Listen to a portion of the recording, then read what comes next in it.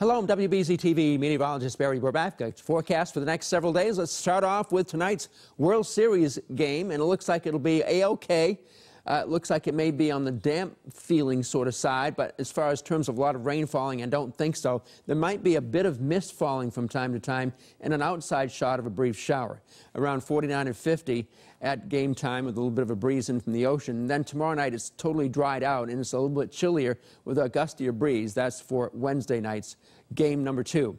Okay. Highs for today will be in the middle 50s, Boston south, a little chillier across northern Massachusetts, near or just under 50 there.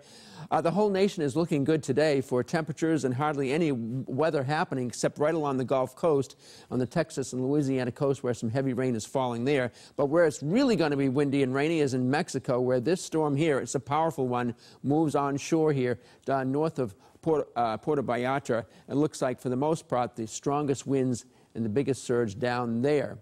Now, some of the moisture may get involved with this system in the Gulf of Mexico, and that's our rainmaker for Saturday.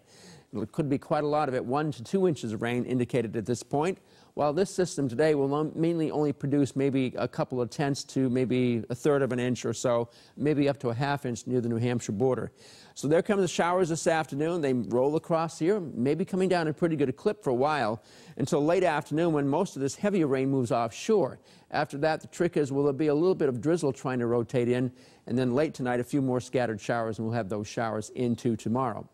Again, there's the rainfall amounts, a few tenths of an inch around here. The snow is going to fall in the far northern mountains and into central and northern Maine. They'll get a few inches there tonight, late today, tonight, and early tomorrow morning. Then here comes a storm for Saturday and winds its way up the coastline. It looks like it's going to give us rain and wind with maybe some snow in the highest elevations way up north. It looks like a soaker, especially Saturday morning with lesser rain Saturday afternoon.